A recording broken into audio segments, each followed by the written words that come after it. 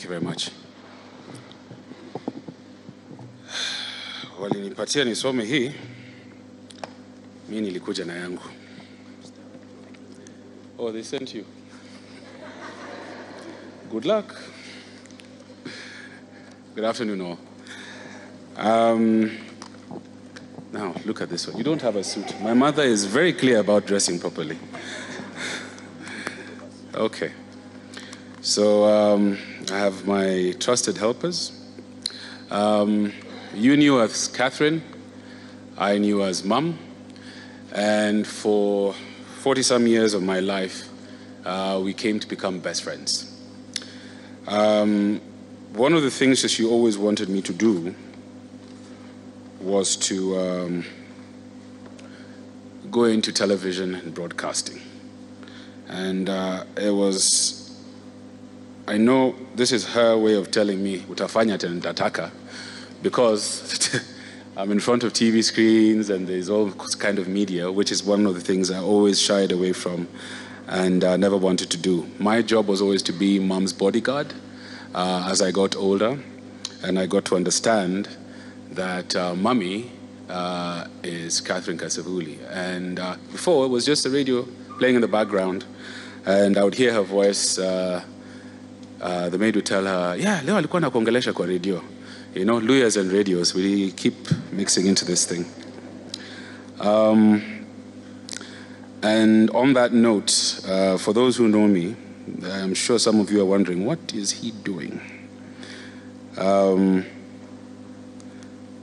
mom and I formed a very special bond from, I think, the day I was born. We were always laughing with each other, and that's why I really want to thank the MC for giving her the kind of tribute and send-off and the congregation that I admired and I would have wished for her, laughter. Even when we didn't have much, even when she was struggling to educate me, we always had laughter. In the home, with friends, when she would come to school. My second mother, Dr. Sheila Wamahio, was reminding me of a race my mother and I had in Riara Primary School, where it became quite competitive, and a mother was actually quite happy to beat their child in a school race. And, you know, that kind of toughened me up, and, you know, I took her on for the next one. So that's the kind of relationship we had. It was jovial, joking, and I got to know a lot of the people that she knew as well. And, you know, the journey with Mom, she always, as I'm getting all these tributes, she was proud of me, but I liked her to keep it quiet. I did not want her to talk about me. So one of the first fights we had, you know, we call them fights, but we had disagreements, is please don't put my name in the newspaper when you're being interviewed, and kindly don't put my picture. She says, but how do they know I have a child? I said, well, get a picture from somebody else. I don't know, you know? And she, as much as she wanted me to follow in her footsteps, the reason why I got scared is because the shoes to fill were too huge and they were daunting for me. And I was like, I can never be as good as you in what you do. So I went and I did law, and then somehow she had her way and found me in Radio Africa doing commercial advertising. Then I went into advertising proper for 15 years. And then recently, when she really got unwell and I'd started a new job, I visited her in the hospital, and she says, Mom, Martin, what are you doing now? I said, well, I'm in security. She said, hey, things are that bad, umekuwa watchman. I said, no, Mom, I'm in virtual security, and actually, you know, we're doing quite good things. He said, oh, so, okay, that brown coat is not your kabuti? I said, no, it's cold outside. So anyway, so that was our relationship.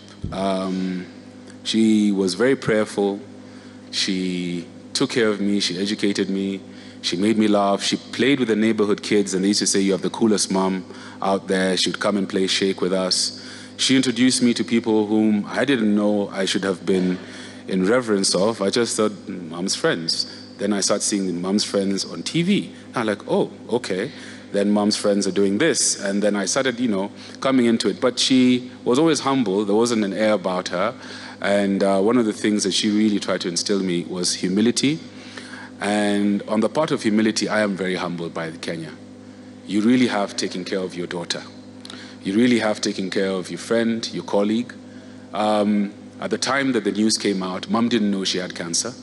So my job was to steal her phone. And Mom likes to go onto YouTube, watch something religious, something entertaining. And actually, the last thing that I remember showing her on YouTube was, Samir, you're ruining the car. You're going to ruin the car. You know, the rally one where the guy is going. And she was laughing, and that's what she wanted. And we got to spend a bit of time. Some of it was difficult on the bad days. And on that, I just want to encourage, I'm not going to say Kenyans, I actually want to speak to sons and men out there. Please take an active role in the women in your lives as far as cancer screening is concerned. Okay?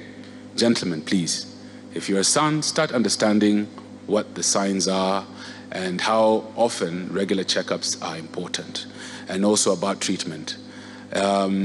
You know, it shouldn't, I mean, she's my mom, so of course I'm there to take care of her, feed her, but also having the knowledge and taking early steps is very key and crucial. So I just want to encourage you all, if there's a legacy that I would like Mom to leave, other than her profession and everything else she's done, is just to get men to take an active role in women as far as cancer is concerned. Please, gentlemen, step up to the plate. It is our time.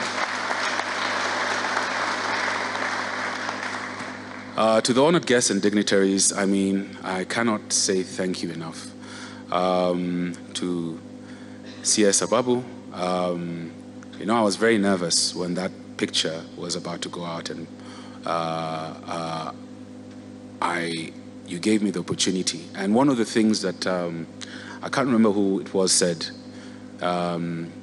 son, either allow us to help your mother or get out of the way. And I said, okay. So they said, this is what we need to do. And I realized I was still being my mom's bodyguard, you know, being very protective. I didn't want, you know, to take away her privacy, because many of you have little bits. Trust me, the only person who knows the full story is here. And I'll tell you this, she was the most humble of people, most conservative, beauty and glamour aside.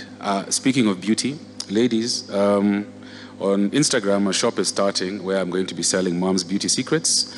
It's starting at $19.99 plus VAT. So, Munione, if you want the real one, I can also sell that to you. Yeah, even as cancer robbed her of her health, that smile. My son, you're here. I'm like, yes, Mom, I've come from work. Okay, where were you? What did you do? You know, she always wanted to know what I was doing. She loved me telling her stories about the news. And I was like, hang on, weren't you just on? Okay, that's Mom. And she prayed and she said thank you when I updated her of how Kenyans had been kind in supporting her, and with a blood drive, with the well wishes and the prayers. And I'll tell you this, there was a day things were so bad, I got so many WhatsApp praying for Mom. The next day she was good. She was much better, and she stayed strong for months onwards. But she was also very cheeky patient. Very, very cheeky. The nurses are there. I'm about to excuse myself because they want to give her medicine. And then she's looking at one of the nurses and she's like, so to the KNH staff, nawaomba msamaha, but you know your friend. And she made so many friends, from Cecilia to Baby, the ladies who used to bring her food, to the chef. I apologize for sneaking in osobuko, samahani, but she wanted it and I had to get it for her. That was my job. To the CEO, to the doctors and the nurses on the 10th and the 9th floor, I genuinely thank you all, but I also will not be coming there anytime soon unless I'm coming to volunteer for something. Because I just realized the other day the smell is still lingering in my mind of the hospital corridors. I've become so used to it. But Mom, ever the person, would always make people feel comfortable. Strangers I would find in her room. And I'm like, excuse me, who are you? And Mom's like, oh, no, it's okay, you know. So, okay, fine. And she'd be kind to them. She would pray. And I got to hold mom, take care of her, oil her. Her sores. My Aunt Liz, used to take a lot of care of us, sleep over many nights when she was in pain. And then there would be the dreaded phone call that I was hoping not to get because I knew I had not done. Son, have you taken your mother juice? And that would be Auntie Martha.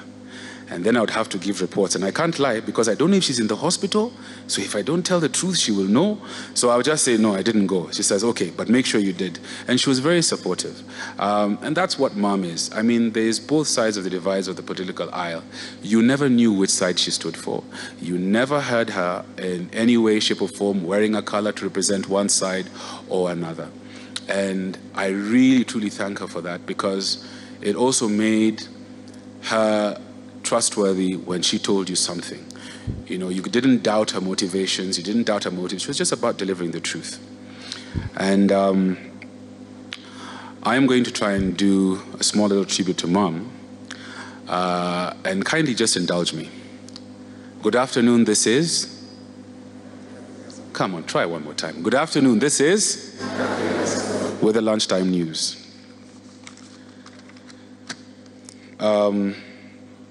Mourners attend the funeral of a little girl from Zululu.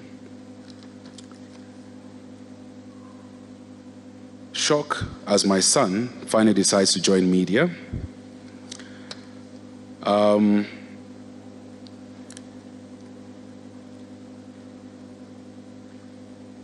can't do it. I really can't. That would be her final bulletin. And I've rehearsed this for the past few months, and at the risk of breaking down, I will cut that short. I just want to say I love you all. Thank you very much. God bless you, and to my family. Dude, I'm not falling. Chill. To my grandmother, my mom was her favorite. And when my grandfather passed, my grandmother became my girlfriend. Now, her best friend has passed, so I hope to be her best friend.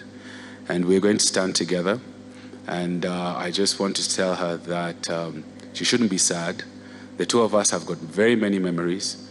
And we've got many things to be warm for. My aunts, my cousins, my family, my friends, and especially to the committee that has been holding me. And actually, let me not call them committee, I just call them friends. I've had a lot of good friends who've, since mom fell sick, have held me. And then those who have stepped up during these very trying times, kindly just give them a round of applause because... And I told them this the other day. When somebody donates their time, not their wealth, but their time to support you, there is nobody who can give you anything better. And for that, I say thank you. God bless Mom. And to the church, Asanteni. I'd been out of the country for a while, so this is the first time I'm coming back in a long time. But Mom and I used to fellowship here fairly often. And it's bittersweet, but I thank God, and His ways are perfect. And I'll say thank you again. Asante.